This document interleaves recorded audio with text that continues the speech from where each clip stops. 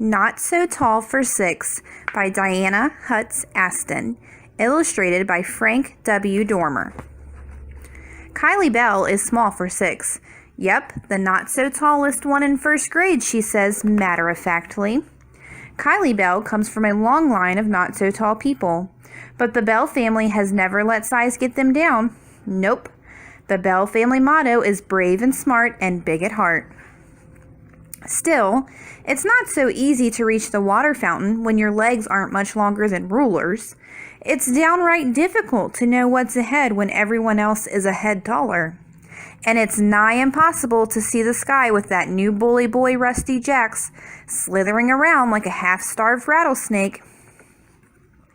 Kylie Bell is brave. Her daddy says she gets her courage from great-uncle Fergus Fangs Bell, infamous snake charmer of the tall grass prairie.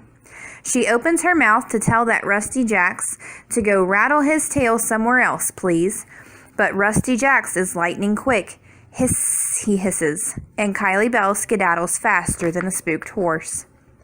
At times like this, a sneaky thought tippity two-steps across Kylie Bell's brain. She is so tall the ground rumbles like a mighty oil gusher when she runs. She is so teetotally tall, big kids can play hopscotch in her shadow. She is so positively giraffe-like, she gets a permanent crick in her neck from looking down at the tops of her friends' heads. Sigh. But Kylie Bell is not a moper. Nope, not a moper, nor a pouter, nor a whiner. Kylie Bell is above all a proud member of the Bell family. On the playground, Kylie Bell lightly leapfrogs over her classmates, but then that mean old Rusty Jacks comes along with his old bullfrog legs. Run for the swamp, Rusty Jacks, Kylie Bell says, or my granny'll fry up a batch of frog legs for supper. Yours. For a split second, Rusty Jacks looks like a fear-frozen jackrabbit. Then he skulks away, squawking, tastes like chicken.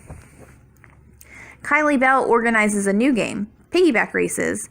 Everyone wants Kylie Bell to be their piggy because she's the lightest. Suddenly, a thunderhead blots out the sun. Uh-oh, that's no cloud. Hey, little bug, Rusty says to Kylie Bell. I'll give you a piggyback ride. No, thank you, Kylie Bell says. You afraid, he says. Gulp. Kylie Bell is a ladybug. A little bitty, itsy-witsy, fraidy bug, he sings in his singin' meany voice. Kylie Bell is afraid. But even though her legs feel like Aunt Cherokee's cactus jelly, she skitter-dee-doos over to Rusty Jacks, looks straight up into his nostrils, and announces, Ladybugs do not accept rides from wild boars. Ladybug, Rusty Jacks snickers, fraidy bug, lady, fraidy bug. For one brief, shining moment, Kylie Bell imagines him as a rhinoceros beetle, fearsomely creepy and shunned by all, and she almost calls him such. But a vision of great-great-grandmother Beulah Bell, who kept hold of her good manners even when the cowpokes didn't, pops into her mind. Kylie Bell takes 2 ladylike, rhino-sized breaths and says, I may not be so tall for 6, but I have good manners. I am very polite for 6. And when Rusty Jacks doubles in size, Kylie Bell sprints for safety, a move she learned from Big Brother Bubba Bell, and hollers, I may not be so tall for 6, but I have fast feet. I am very fast for 6. In the classroom, everyone breaks into literary circles. Everyone but Rusty Jacks. None of them, not the beavers, nor the bison, nor the ponies, want that big old meanie in their circle. Circle leaders, Miss Schultz calls. Who has a spot for Rusty? Kylie Bell squirms, trying hard to ignore the question. A hush as big as an elephant fills the room. A flush of pink creeps up Rusty Jacks' neck. Kylie Bell can't ignore that little bell voice busy buzzing around in her head like a pesky gnat, telling her what she already knows. Brave and smart and big at heart. Sigh. Kylie Bell takes 2 ladylike rhino-sized breaths and says, We do. The Shetland ponies have a spot for Rusty Jacks in our circle. Thank you, Kylie, says Miss Schultz. Slowly, like a praying mantis, Rusty Jack stalks toward Kylie Bell's group. His shadow falls across the circle. Kylie Bell squeezes her eyes shut tight against visions of chomped-up ladybugs.